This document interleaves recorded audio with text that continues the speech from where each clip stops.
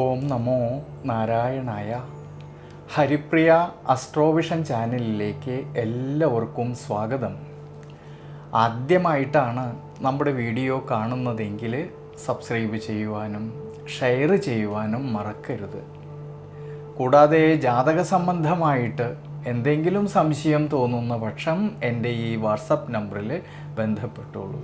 ഞാനിവിടെ പറയുന്നത് കാർത്തിക നക്ഷത്രത്തിൽ ജനിച്ചവരുടെ പൊതുവായിട്ടുള്ള സ്വഭാവ സവിശേഷതകളെക്കുറിച്ചും 2026 പുതുവർഷത്തിലാണെങ്കിൽ കാർത്തിക നക്ഷത്രക്കാർക്കുണ്ടാകുന്ന ഗുണദോഷ ഫലങ്ങളെക്കുറിച്ചുമാണ് ഞാനിവിടെ പറയുന്നത്.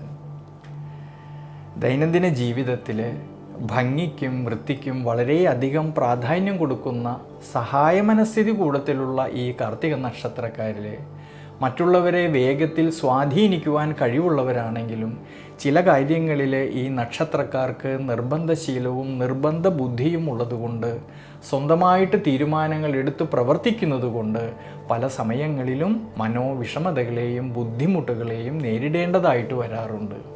എന്നാലോ എപ്പോഴും കഠിനാധ്വാനം ചെയ്യുവാൻ ഇഷ്ടമുള്ളവരായിട്ടുള്ള ഇവരെ ആരെയും ആശ്രയിക്കാതെ തൻ്റേതായിട്ടുള്ള അധ്വാനത്തിലൂടെ നല്ലൊരു ലക്ഷ്യത്തിൽ എത്തിച്ചേരുന്നതിന് വേണ്ടിയിട്ട് നിരന്തരമായിട്ട് പരിശ്രമിക്കുന്നവരാണ്.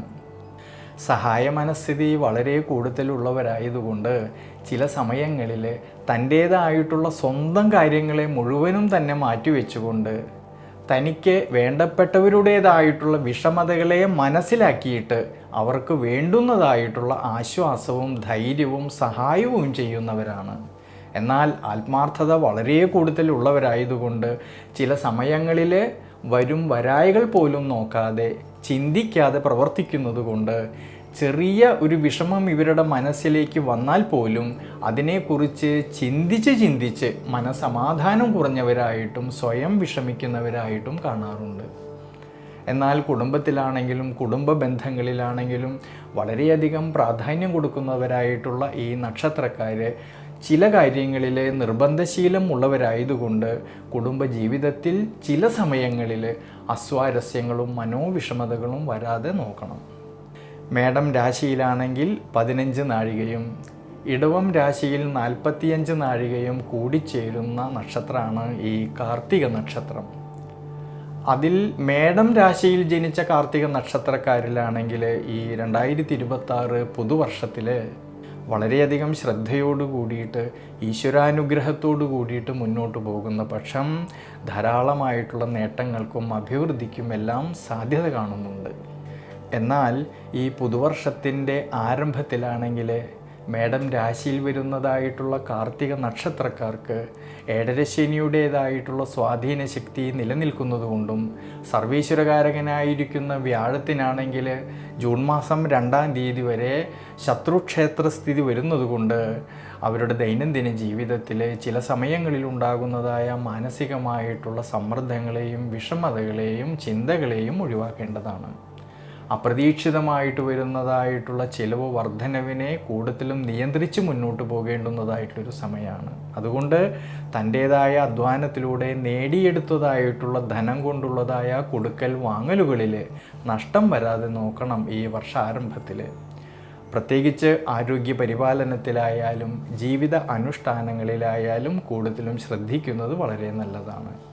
എന്നാലോ ഈ ജൂൺ മാസം 2-ാം തീയതിക്ക് ശേഷം സർവീശ്വരകാരകനായിരിക്കുന്ന ദേവഗുരുവായിട്ടുള്ള വ്യാഴമാണെങ്കിൽ ഉച്ചബലത്തോടു കൂടിയിട്ട് 4-ാം ഭാവമായിട്ടുള്ള സുഖസ്ഥാനത്തിലൂടെ സഞ്ചരിക്കുന്നത് കൊണ്ടും ലാഭസ്ഥാനത്ത് രാഹുവിൻ്റേതായ സാന്നിധ്യം നിലനിൽക്കുന്നതുകൊണ്ട് ജൂൺ മാസം 2-ാം തീയതിക്ക് ശേഷമുള്ള സമയങ്ങളിൽ കുടുംബത്തിലും കുടുംബ ബന്ധങ്ങളിലും കുടുംബ ജീവിതത്തിലുമെല്ലാം സന്തോഷവും അഭിവൃദ്ധിക്കും സാധ്യത കാണുന്നുണ്ട്.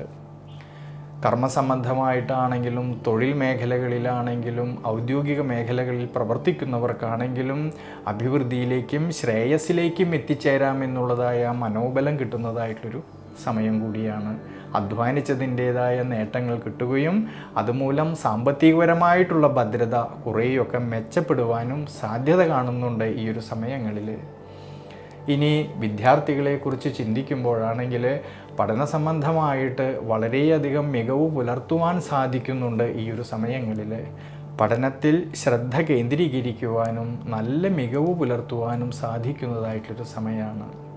പൊതുവേ മേടം രാശിയിൽ ജനിച്ച ഈ കാർത്തിക നക്ഷത്രക്കാർക്ക് വളരെയധികം ശ്രദ്ധയോട് കൂടിയിട്ട് ഈശ്വരാനുഗ്രഹത്തോടു കൂടിയിട്ട് മുന്നോട്ട് പോകുന്ന പക്ഷം ഗുണാനുഭവങ്ങൾക്കും അഭിവൃദ്ധിക്കും സാധ്യത കാണുന്നുണ്ട്. അതുകൊണ്ട് ഈ ഒരു സമയത്ത് ഈ കാർത്തിക നക്ഷത്രക്കാരെ സുബ്രഹ്മണ്യ സ്വാമിയെ ഭജിക്കുന്നതും ക്ഷേത്രത്തിൽ പോയിട്ട് ഭഗവാന് പഞ്ചാമൃത നിവേദ്യം അർപ്പിക്കുന്നതും അതുപോലെ തന്നെ ഷഷ്ഠീവ്രതം എടുക്കുന്നതും എല്ലാം വളരെ നല്ലതാണ്. പ്രധാനമായിട്ട് ശനീശ്വര പ്രീതികരമായിട്ട് നീരാഞ്ജനം വഴിപാട് ചെയ്യുന്നതും നെയ്വിളക്ക് വെച്ച് പ്രാർത്ഥിക്കുന്നതും ഈ 2026 പുതുവർഷത്തിൽ വളരെ നല്ലതാണ്.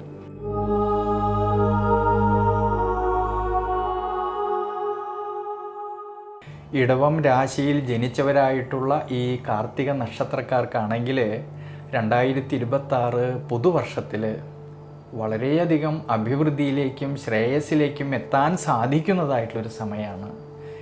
വർഷത്തിൻ്റെ ആരംഭത്തിലാണെങ്കിൽ സർവീശ്വരകാരകനായിരിക്കുന്ന വ്യാഴം 2ാം ഭാവത്തിലും പിന്നീട് ജൂൺ മാസം 2ാം തീയതിക്ക് ശേഷം ഈ വ്യാഴം ഉച്ചബലത്തോടു കൂടിയിട്ട് 3ാം ഭാവത്തിലും പിന്നീട് 4ാം ഭാവത്തിലും 3ാം ഭാവത്തിലുമായിട്ട് സഞ്ചരിക്കുന്നതും കർമ്മസ്ഥാനത്താണെങ്കിലോ രാഹുവിൻ്റേതായ സാന്നിധ്യം നിലനിൽക്കുന്നതുകൊണ്ടും ശനീശ്വരനാണെങ്കിൽ തൻ്റെ സർവാഭീഷ്ട സ്ഥാനമായിട്ടുള്ള 11ാം ഭാവത്തിൽ നിൽക്കുന്നതുകൊണ്ട് കഠിനാധ്വാനവും ശ്രദ്ധയും ഉണ്ടെങ്കിൽ തീർച്ചയായിട്ടും വിജയ സാധ്യത കാണുന്നതായിട്ടൊരു വർഷമാണ് ഈ 2026 പുതുവർഷം.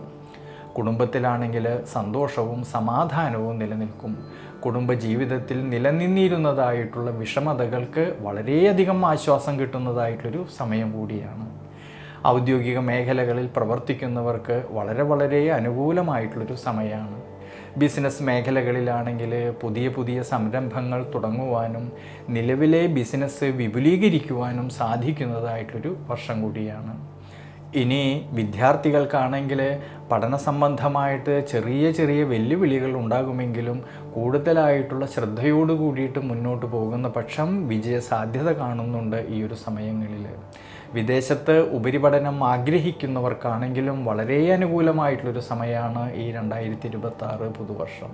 എന്നാൽ ശ്രദ്ധ വേണ്ടുന്നതായിട്ടുള്ളൊരു കാര്യം 4ാം ഭാവത്തിൽ കേതുവിൻ്റേതായ സാന്നിധ്യം നിലനിൽക്കുന്നതുകൊണ്ട് ചില കാര്യങ്ങളിൽ ശ്രദ്ധയും ദീർഘവീക്ഷണവും ഈശ്വരാനുഗ്രഹവും കൂടുതലും വേണ്ടുന്നതായിട്ടുള്ളൊരു സമയമാണ്.